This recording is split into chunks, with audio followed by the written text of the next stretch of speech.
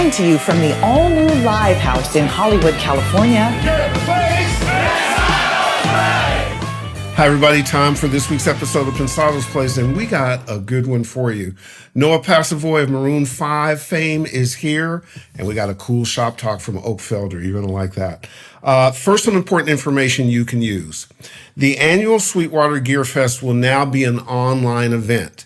It takes place June 26th and 27th. You can attend workshops, seminars, participate in their huge hourly giveaways, get great deals on gear, all from the comfort of your living room. Chuck Surak and the team feel like this is an opportunity to reach even more music lovers and music creators.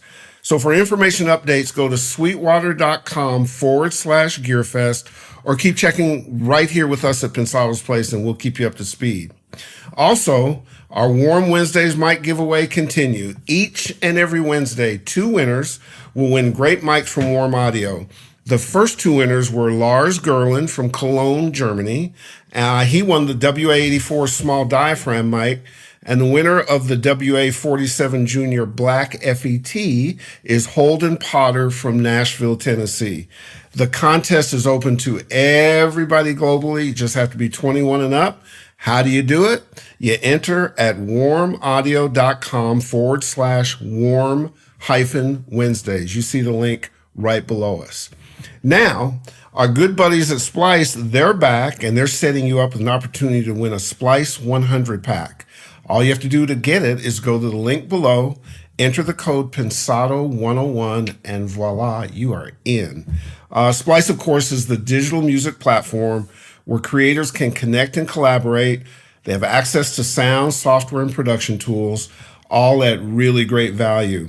For instance, there's SPLICE Sounds that has millions of royalty-free samples, loops, sound effects, and presets, monthly pricing starting as low as $7.99, plus a monthly app. You can browse, preview, and download while you're on the go. Get back to your rig, your studio, wherever you're working, and they're there waiting on you, and you can incorporate them, and off you go.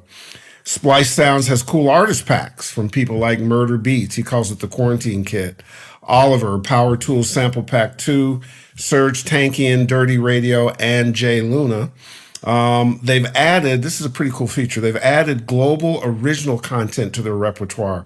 So they have something called the Senegal Sessions, Sounds from Iceland, Soul Surplus, Capsun Pro Audio, and more beyond that. Very, very, very cool. And finally, they have a rent-to-own option. So you buy it, you pay really reasonable stuff over time, and by the end, it's yours. You own it. It's license-free. Rent-to-own has over 20 world-class plugins like Serum, Isotopes, Ozone, Arturio 5, plus workstations like Studio One by Personas. And they've added RC20 and their first artist plugin, Cashmere Essentials. So get your free month of SPLICE Sounds 100. That's 100 free uses for a month. And again, just hit the link below, enter the promo code, that's Pensado101, and you're in. Don't delay. Get there first. Make your music hot for free right now. And hats off to SPLICE for being such a good corporate citizen. They put together the SPLICE stimulus program for musicians and artists who have been affected by COVID-19. That is walking the walk and talking the talk, and we love that. Good job, SPLICE. To keep up on all the information and up to speed, like, subscribe, and click notify.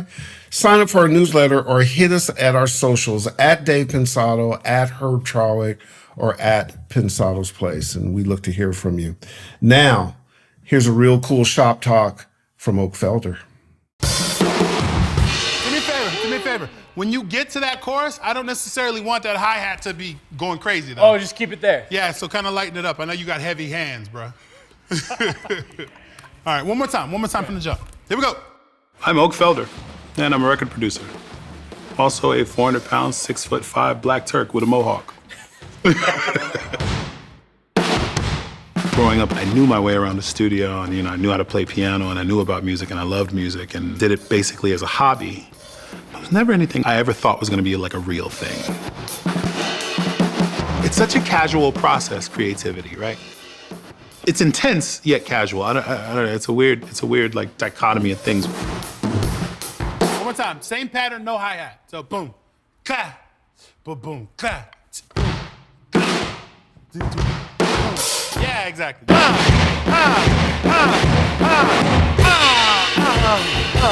Then we hit. That's right. Exactly.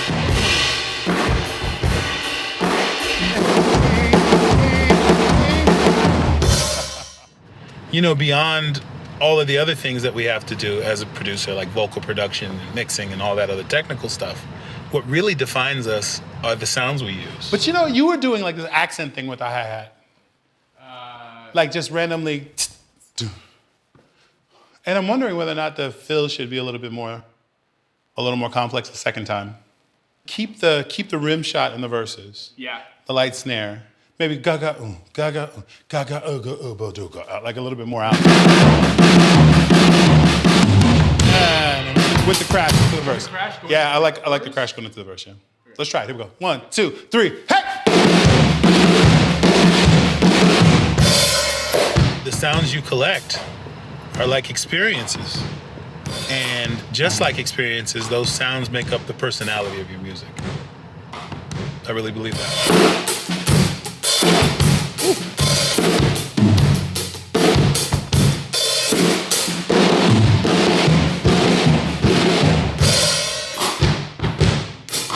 Yeah, that felt like the one. You were showing off a little bit towards the end of that. Just a tad bit. Bro, that was a fantastic take, man. That is exactly right, brother. I love that. That's fire. You know what the cool thing is about having all of my sounds right here, right now, is that we're on our way to wherever we're on our way to. And in the blink of an eye, an opportunity might arise. I might get a phone call from an artist that says, hey, I'm over at such and such studio. Can you come by? And guess what? Now that I have everything with me, yes, I can. While we stayed up, trying to get even, you ignore my heart. What's your reason? You know what, man? I think a producer's job is to be a mirror for the artist. I'm supposed to reflect back what I get from them. Yeah, that's what it was. Right.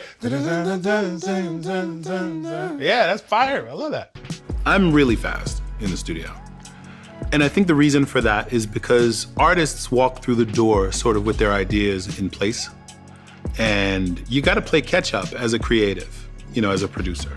And you got to get right to where they are as quickly as you possibly can. The only thing that limits me is the technology that I'm using in that moment.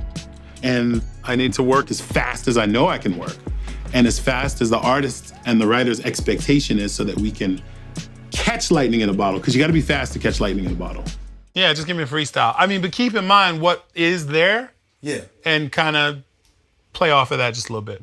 Digga, digga, digga. Right? So it's like, but I think it hits on the fourth one, right? All right, for sure. All right, let's try it. Here it comes. 1, 2. See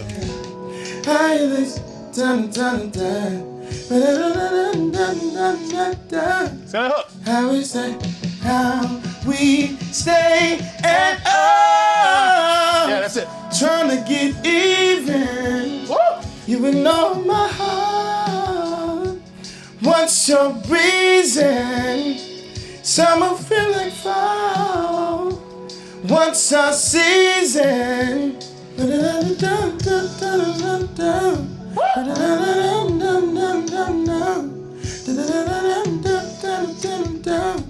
Back in the day, there was the idea that you had as a creative, right? And then the end result was having everybody else experience that idea. But in between, you had this thick layer of basically non-access if you weren't somebody who could go in and spend $2,000 a day renting out a major recording studio. And now, just like the technology, that layer, it has shrunk. I love that, bro. That's fire. Yeah. That's amazing. Let me do a quick edit right fast. I think I want to fly this. Here we go.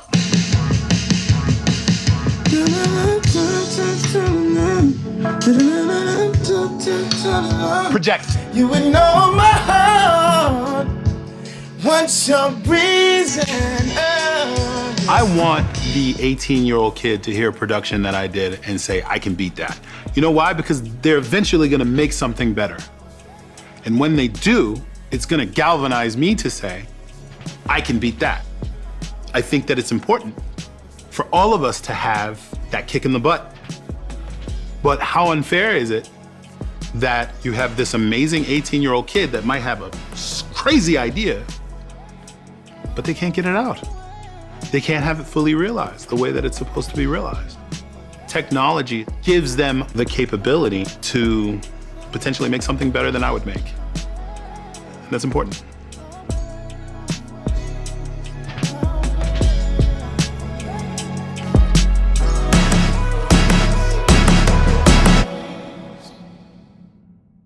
Our guest is the very definition of humility meets genius. Here's the super talented Noah Passovoy. Noah, what's up? How you doing? Thank you. You're making me blush. Well, because I'm not able to blush based on my tribe, I try to make others blush for me. I could do plenty of that. Thank you. It's good to be here. Thanks for having me. Oh, no, it's great to have you. One of the things that we had talked about when we were doing this show was we're all faced with kind of remote recording. Is that something that you are dealing with or working through? 100%. I think everyone is, and it's certainly become my new reality. It's been sort of a learning process along the way, because up until now, recording has always been done in person. Yeah. And now suddenly I'm having to work with artists who hopefully have a recording setup, but sometimes don't, and kind of get them working on that. Not only that, but figure out a way to remotely record them and get it back into my system over here so that I can work on it. Yeah. Continue hopefully making music. Yeah. I stopped by my Netflix friends the other day to throw them some headphones through the window. So we were social distancing. And I think this is going to be interesting for brands and people in our business. Netflix has created a set of drop kits where they can get them to you and you can be up and ready to record and capture production within minutes. And they also can control it remotely. So they've taken it upon themselves to make it available for their clients to be able to record and not have, so you can have consistency in the systems and stuff that you're using and so on and so forth. Pretty smart. I want to know what they're using. I want to know everything about their I can find out. Their setup. I'm very curious. I'll find out for you. Because everything I've been doing has been sort of, researching online and just kind of like talking to the few people I know who've kind of dealt with this before. Yeah. And just sort of piecing things together. Yeah. So it's all kind of blindly just sort of feeling this out. I'll get you some insight. I find that I'm not getting, I never have gotten a lot of attended sessions, but I just mix 100%, no tracking. Although I wouldn't mind tracking once in a while, but are you doing a lot of tracking? Is that why you're trying to communicate? Doing both, doing mixing and tracking. I think for mixers and for mastering engineers, I think this is going to be, a boom, both because you're already used to working remotely so much. And you're sort of already set up for that, but I think for tracking, it changes everything. And so, it's really been the tracking aspect of it that I've been focusing on. Mixing, it's easy. We fly sessions around all the time, Dropbox this, send it that, but when you're having to track someone who might be across the country or even across the town, but you can't get to them because of, quarantine, it's really made it difficult, and it's really sort of made you change how you think about tracking. Yeah, absolutely. Are you using a particular plugin for that? Are you using like Audio Movers or a couple of things? I think, Audio Movers was one thing I looked at early, and it's great. I think for mixing or for playing back, where it's just one side wants to listen to the other, like for either listening back to a mix or for like a writing session. I think it's great because you can easily play whatever's coming out of your system, and it can be as if you're in the room. Listen to what this beat I just made, listen to this mix I just did, whatever. But when you're trying to record something remotely, it doesn't quite work because you've got latency and everything. So one of the things I've been using is called Source Connect Pro.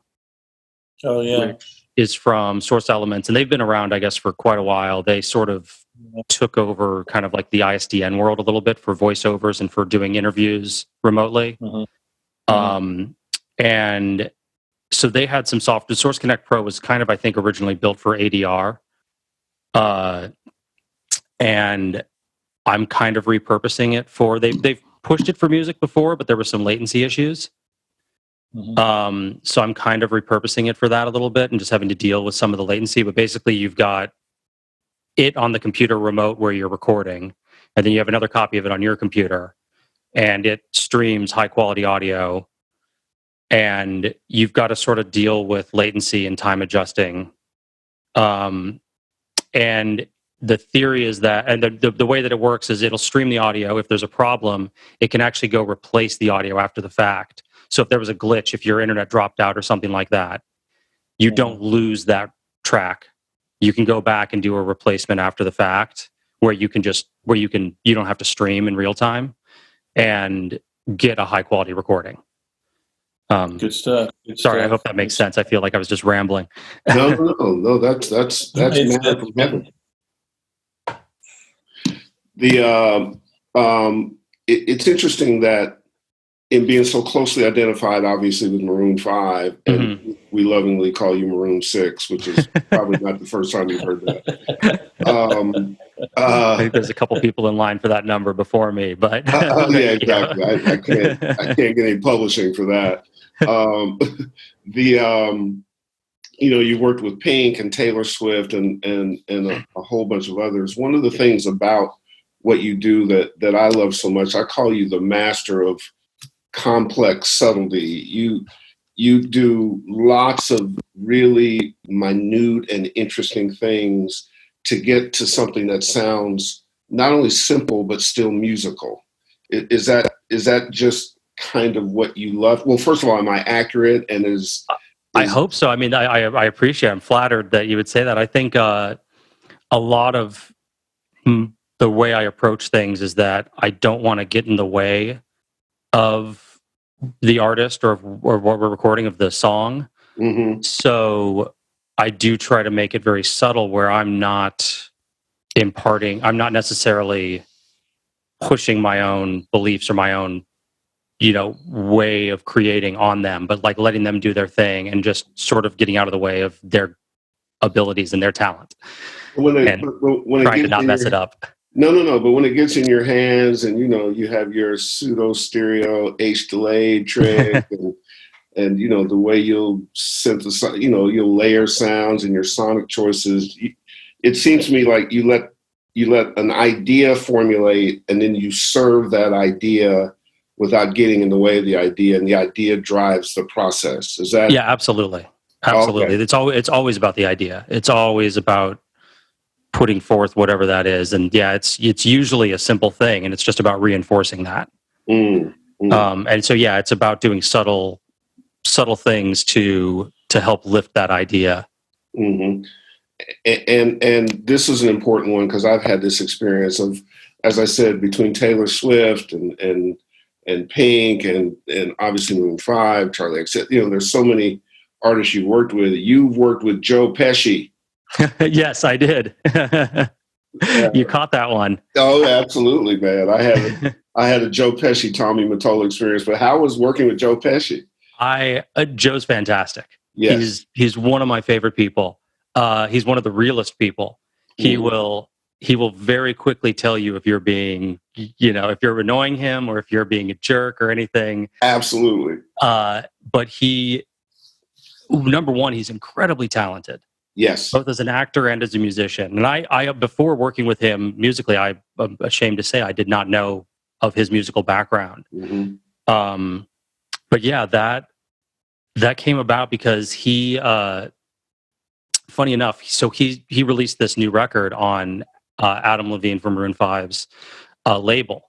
Oh, nice. And him and Adam had gotten to know each other through golf, actually. which is the great equalizer for everyone. Yes. And so we knew him through that, and he'd come by the studio a couple of times, and most of the time was just sort of hanging out, but occasionally would pick up a guitar and start singing. And all of us, the whole room would kind of stop and sort of look at him, and you'd be like, damn. Wait, what? Seriously? Right. And Adam kind of worked on him for a while and was like, we have to do something. You have to like do a record. Like, why aren't you doing this? Like, you've got to do this. Cool. And he had released a record decades ago, and Adam kind of talked him into it and was like, let's do this again. Like, let's make something. And yeah, so over time, like, he got a big band. He found a bunch of standards, an arranger that he really liked, and started putting together this record. And it was really amazing. Like, and working with him is just an incredible experience, because you're sitting there and you're like, this Joe Pesci. Here's what's funny about your saying, and I don't want to get off track, but no. So the record decades ago, it was at the time I was managing a guy named Brian McKnight. We were having a big run, big success. Having Tommy Mottola invited us to dinner at a little Italian restaurant that Tommy goes to on the Upper East Side. I forget what the name is. It starts with an S, Soto or something. And we sit behind this whole rack of Italian meats and so on and so forth, because Tommy had a special private place, and me and Brian are feeling pretty good. We're having dinner with Tommy Mottola, and he's on the phone saying, Joey, come on, damn it, Joey, this, Joey, come on, fuck, Joey. You're late, Joey. And we don't know what he's talking about. And all of a sudden, the meat rack swings open, and Joe Pesci walks in, and we immediately turn to fanboys. And he immediately launches into Brian about his singing ability, breaks it down, whether he's good or not. He starts talking music, and my jaw drops. I'm like, Joe Pesci likes to know more. He knows more music shit than the three of us combined. Like, he really, and he was doing a project, I think, for Tommy back then. And I don't know whatever happened to it, but I fanboyed completely out and still remember. And then I saw you worked on him. I was like, oh, absolutely. He's the best. And I definitely have to sort of keep my fanboy, to a minimum around him, because I'm like, I gotta act cool. It's exactly. Because he'll call people. I've watched him call people out, and he doesn't care. Oh, he's soprano with his 100%. No question. 100%. Yep. But yeah, that was a special experience. I'm really glad I got to do that, and he's I consider him a friend now, and nice. He's the best. Noah, how did you come to get the gig? If you explained it to us before, I forgot. But what was the pathway from 0 to not 0, maybe from like 50 to 100? The way you got the gig. Mm-hmm. A lot with of Maroon 5. Yeah, with Maroon, it was it kind of started that. I guess the short answer is, in college I started studying recording. I was studying composition, ended up studying recording. At the same time, Sam Farrar, who you've had on the show before, who was with us the last time I was on the show, and who's incredibly talented. Please tell him we said hello. I will. Yeah. His band Phantom Planet was sort of releasing stuff. Like him and the Phantom Planet and Maroon 5 were kind of doing this. Like, they were kind of one up each other in the LA scene. Mm-hmm. And Sam and Adam happened to be roommates at the time. And Sam was sort of starting to learn recording. But he had like a Digi 001. And, he was just sort of making beats and sort of figuring out like how to record in his garage. And at the same time, I was, starting to work at studios. And so we would honestly play video games at night, and we'd sit here and talk like about recording, and, oh, I learned this today, and I figured this out. No, you got to check out this thing. And when I moved back to LA after college, started working around in various studios. And then at night, Sam and I would get together and make music. We'd record bands that were friends. And this was all in the basement of the house that Adam and James were renting at the time. Mm. And then Adam would come down and be like, what are you guys working on? And, it'd be sort of, it kind of just happened naturally. And then this was right between their first and second records, when they just started writing the second record. And and they decided to go to the Houdini Mansion, or what the place that's called the Houdini Mansion, which used to be owned by Rick Rubin, Yep. and to write. And they were like, Sam has to come because Sam, co-wrote so much of the first record, and he was really an integral part of our sound. And they were like, and Sam was like, well, Noah should come too because he knows how to actually work all this stuff. I have no idea how like a real studio works necessarily. Mm-hmm.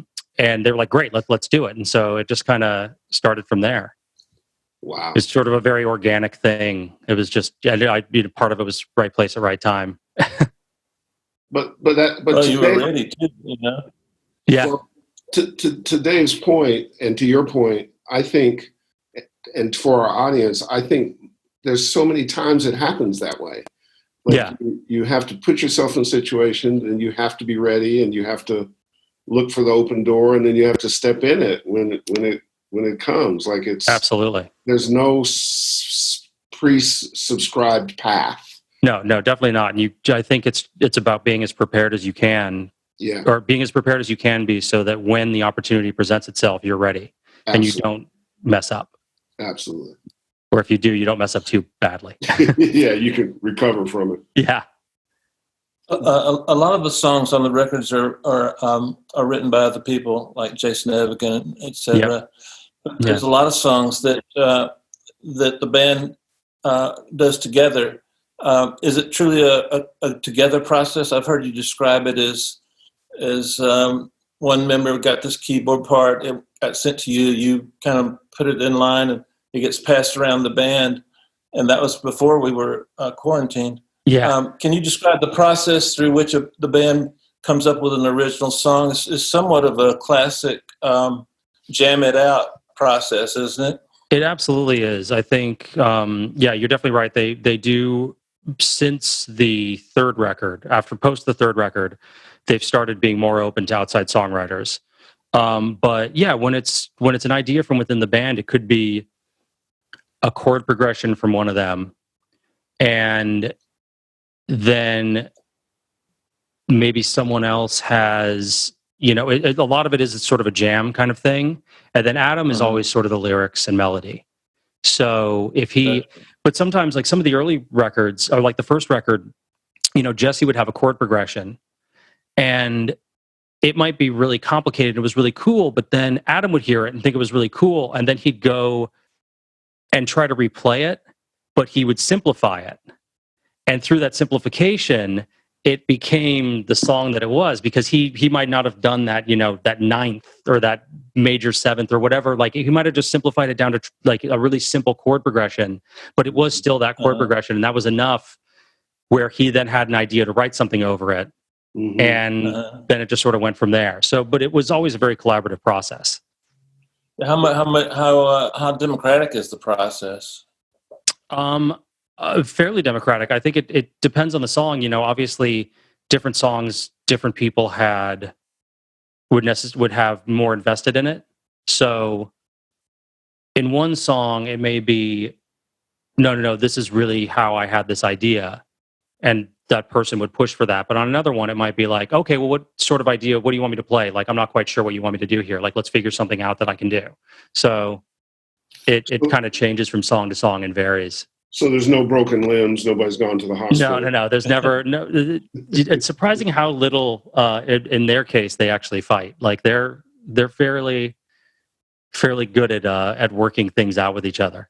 I know when we had the guys on the show and yourself back at NAMM, you can feel the chemistry. That you can see that there's a sort of in-tuneness and a thread that runs within and also with you. I mean, the thing the part that's fascinating is there's so many different roles that you can play in the record: vocal production, arranging, programming, editing, drums, keyboard, percussion. And part of what was interesting to me in knowing you, but in also going back and looking at stuff, what do you play and how much in being musical really helps you with your job?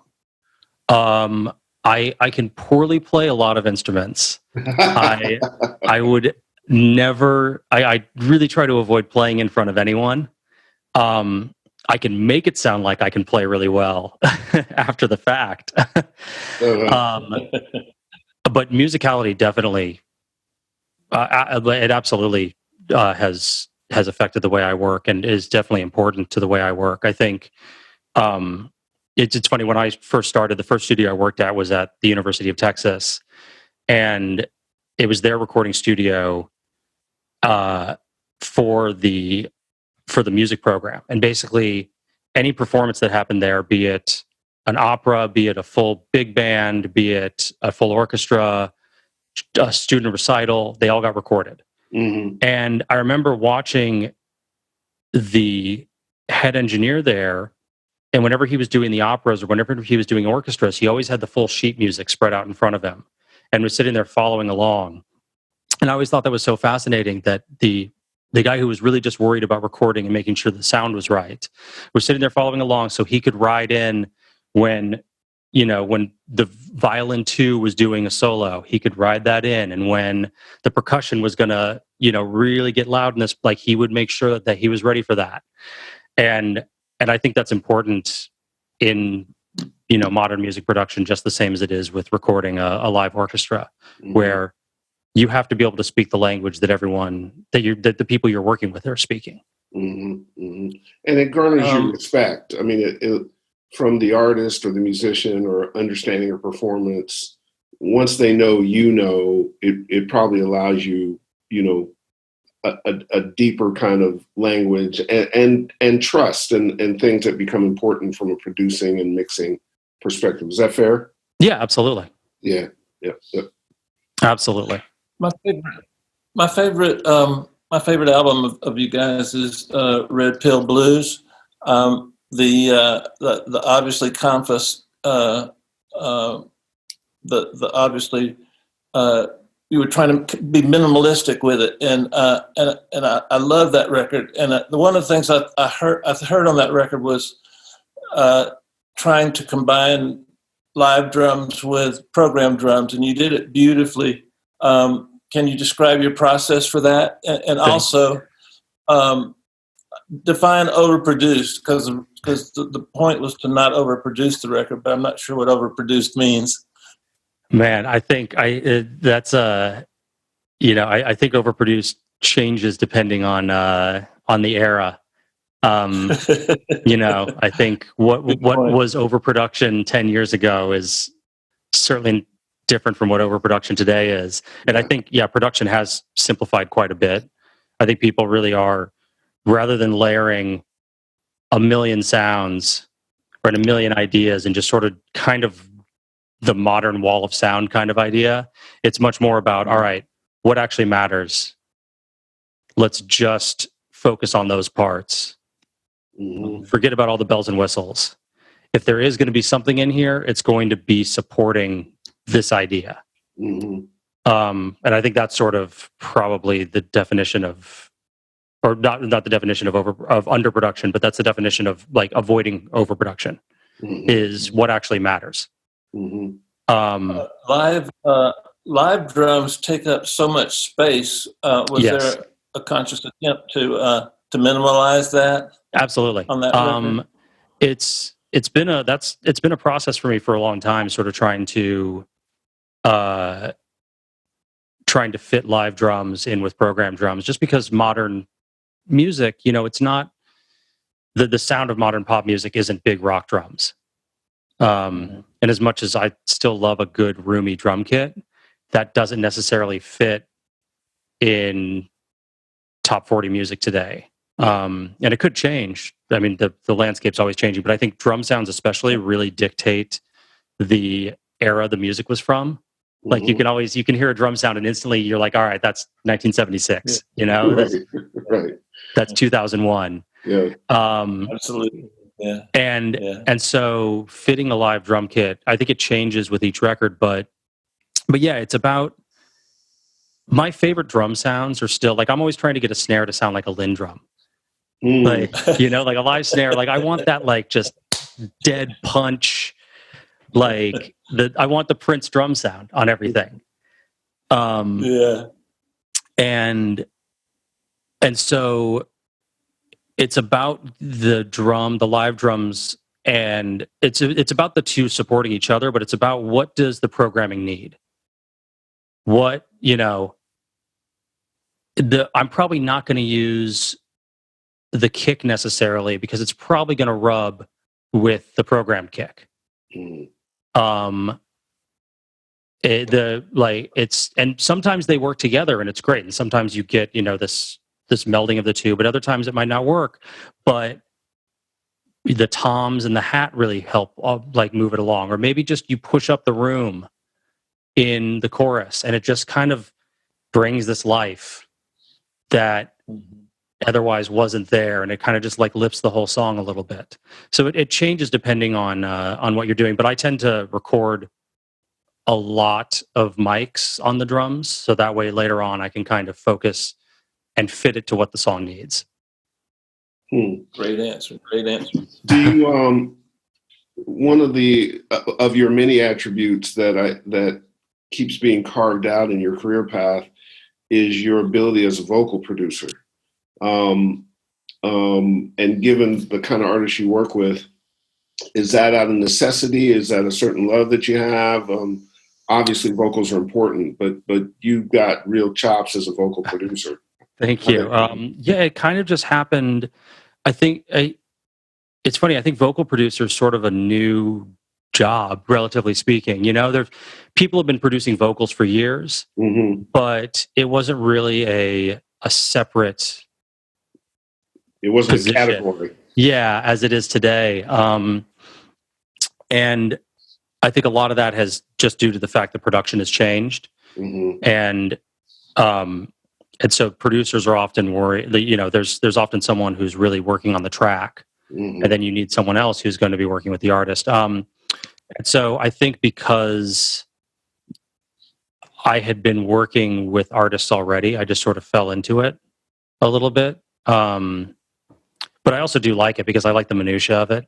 I like the sort of the puzzle of putting together a vocal and kind of getting all the pieces. And you start out at the beginning and you're looking at sort of what you have to do, and you have no idea what the roadmap is. And then slowly, as you're working on the song, it kind of comes together, and you realize, okay, that's what I said. How the master of complex. This is going to be fun. The master of complex subtlety. Noah Passovoy. But I always start out looking at it and I'm like, I have no idea what I'm doing. This is, I don't think I can do this song. I have no idea. Oh, we created a whole show doing this, and we're 10 years running. So that philosophy works. Is there from a career standpoint, obviously, and we both know, and that there's a whole lot of things that you do. Are there any downsides of being associated with a mega band all the time? Does that put you in a box or?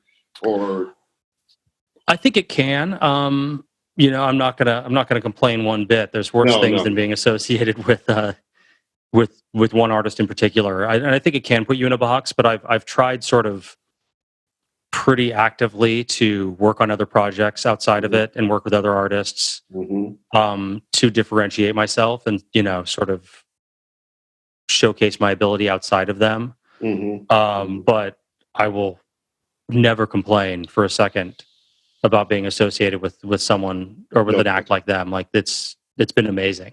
Absolutely amazing. Just being along for the ride and just being involved with everything that they do and being in a room with that many talented people. Yeah. Is and I'm lucky. You've earned, I was going to say you've earned it and you deserve it. And you also, for Pensado's place, may have the coolest Zoom background in that I see albums and a turntable. Yes, that's my my DJ setup over there. I thought I was going to ask if it was your DJ setup. Yeah, it is. That background, that part of your background. No, that's just how it's been. Yeah, thank you. Yeah, no, very cool. Noah, you're the singer in your band, Adam Levine. I'm guessing, and this isn't a negative thing. It's what makes Adam so special. But in one line, in one phrase, he might go to head voice, chest voice, change his timbre, go to 2 octaves up, and his dynamic range is is I can't imagine having to mix that. Yeah. What's your technique for taming all of that? Or taming might not be the right verb, but what's your process in terms of making that fit inside the mix? Because it can be a little daunting, I'm sure. It certainly can be. I think. I mean, first of all, it's all him. Like the sound of like on the records is the way he sounds. He's just an incredible singer. But I'm lucky that his voice takes compression very well, and he sounds really good, really compressed. And he honestly likes singing really compressed. So it's great that I can sort of hit him pretty hard with compression, and it helps sort of level things off on the initially. And when I say a lot of compression, I don't mean going overboard, but then it's a lot of writing, a lot of vocal rides. Luckily, I do some of it, but then when it gets to the mixing stage, I luckily don't have to do that usually. That's usually for whoever's mixing the song, and then it's their problem. But in all honesty, by the time it goes to mixing, it's a lot of it has been leveled off because he really wants to, before he'll sign off on a song, he wants to know what it's going to sound like. So it's really got to be to a really close to mixed place by the time it's ready to actually for him to say, all right, this is done. But yeah, it's a lot of rides, a lot of compression. Oftentimes I'll malt it to different tracks and treat things differently, or do a lot of EQ rides and things like that. Can you share with us and I understand if you can't, can you share with us the vocal chain you use on him? Yeah, absolutely. It's changed over the years, but right now it's a 251, a vintage 251 microphone into a Chandler TG2 pre, and then usually Rev D or Rev E 1176. And the 1176 is honestly just kind of tapping a little bit. Like when he really, it's just to catch anything that gets sort of out of a range, but usually it's hitting at most 3 dB. And that's it. That's the whole chain. It's really simple. Occasionally we'll use an SM7 instead of the TG2, depending on the song. Okay. And sometimes a 67. He sounds really good on those too. But in general, if it's going to be a softer song, a 251 or something, that's if he's going to be getting a little bit louder, a little bit more rock, then probably it's the SM7. Cool. Thanks for sharing that. Yeah, Thanks of course. for sharing that. But the rest of the chain, stays the same, and that's honestly a go-to vocal chain for me for a lot of artists. Now we have, you've been a master at this game before, which is called Batter's Box. And, oh no! Where are you from, Noah? Originally, L.A. Born and raised. Oh, is that right? Where'd you go to high school? I went to Chaminade. Oh, absolutely, out here in the valley. Yeah. And then my family moved to Texas while I was still in high school, and then stayed out there to go to UT. Okay. And then moved back out here. Oh, cool. So yeah. All right, Noah, we are going to take your LA roots and your quick visit to Texas and back and combine that into one athletic composite so you can go up against this Floridian. Here is Batter's Box. Dave, throw the first pitch. All right. Audio meters. All right. I love them, but I don't trust them. Great answer. Good answer. EQ. Favorite EQ. Fab Filter 3. Stereo bus. Ooh. SSL compressor. Loops. RC10. Wow. Key. Favorite key. Favorite key. A Juno 106. Reverb. Ooh. Plug-in or hardware? Ooh, I'll take either nice one. comeback. Hardware plate for hardware. Plug-in Valhalla. Mm. Subs.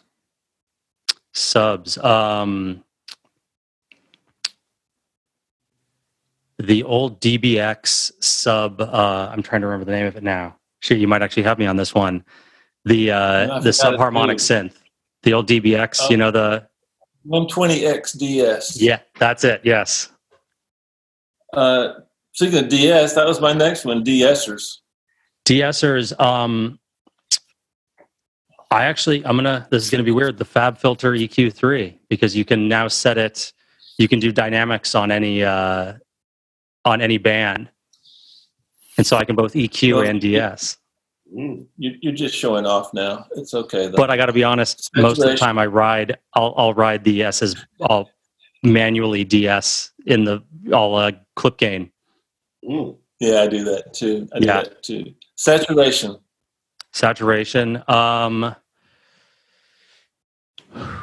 The pretty much any pedal. Actually, the Shure SE30. What is the least expensive piece of gear you've used on a record that we might have heard? Probably actually the Shure SE30. I think it's gone up in value, but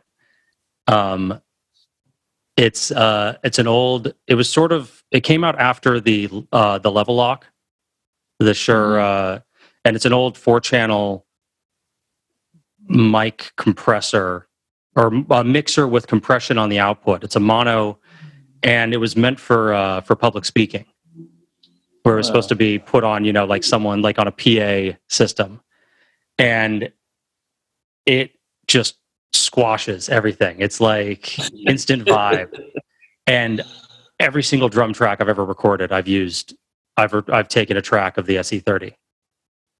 And I think at the time when I bought it, I think I paid $20 for it. Wow. So. Wow. Well, that answer alone, I concede defeat. But good stuff, my friend. Yeah, he was. He hit you with a brushback one that just went right down and made you duck, which I don't know. Those were some tough questions. Well, it's always the baby face assassins that get you. The ones that smile while they knock your block off. Man, I absolutely love it. Before we have Dave wrap it up, give the bedroom producer, engineer, up and coming guys some advice. What piece of advice would you give them? Keep doing what you're doing. Perfect your craft. Get really good at it. I think a lot of people want to go from 0 to 100 overnight, and that doesn't happen. I think it's important to really focus on your craft and learn as much as you can. It's great nowadays with all of with what you guys are doing, with Mix with the Masters, with any of these things, with just YouTube. You can learn everything. It used to be that you had to go to LA, you had to go to Nashville, you had to go to New York and be in the room with guys. Now, thanks to this, you can be in the room with Dave every week and learn. And like, I'm certainly still doing it. I watch videos all the time. I listen to you guys and I watch your, show every week. I think there's so much you can learn, and it's really important to do that and to take from the people who've been there before and then continue on from there, have it inspire you and take it in your own, unique direction. Great advice. Yeah, that's it. I think I was actually watching, a friend of mine was doing a Twitch live stream last night where he was just producing a song, but he was doing it live on stream, like just sort of making a track. And the amount of knowledge that he was dropping to the few hundred people that were in the, in the chat, it's like, it's amazing. You can't put a price tag on that. It's priceless. So there's no excuse for you not to go get the knowledge now. No, absolutely not. It's all out there. Not, but it's out there, and you can find it. Well, let me say this before Dave takes us home. His nickname is Mailbox. We just call him Badass. But it is literally one of the pleasures of our business to find, equally good human beings that happen to be super talented. Noah is a favorite of Pensado's place and and a definite favorite of mine. I've never met him where he's not personable, polite, has a moment for you, and so on and so forth. And that quality extends to his craftsmanship. So, man, thank you for being with us. You know, use our platform all the time. Please tell the guys we said hello. You know, we're always here for you. Thank you so much. Thank you for having me, and thank you. Yeah. Absolutely. Dave, take us home. I've been thinking during this episode how I kind of missed band dynamics. Before I was a mix engineer, I played in a lot of bands, dozens and dozens of bands. And one of the things that I was realizing talking to Noah is the benefit you get from having spent a lot of time in a lot of good and bad circumstances with bandmates, and how that contributes to the overall end product of a group like Maroon 5. And as you heard Noah talk about, it is a group, and it's a group with a leader. And so it seems to me like a lot of their success is predicated on the fact that you've got multiple 5, 6, 7 sources of opinions that you can kind of work together, and you know each other's taste, you know each other's personalities. And I kind of miss that. So having said that, maybe the way to do that in today's world, and there's a need for it, maybe assemble a lot of close friends that you trust, and trust them, and then speak with them every day and try and recreate that atmosphere. Let me know how it works out for you. I think it's going to be a good idea. I'm going to try it myself. So thanks, guys. We'll see you soon.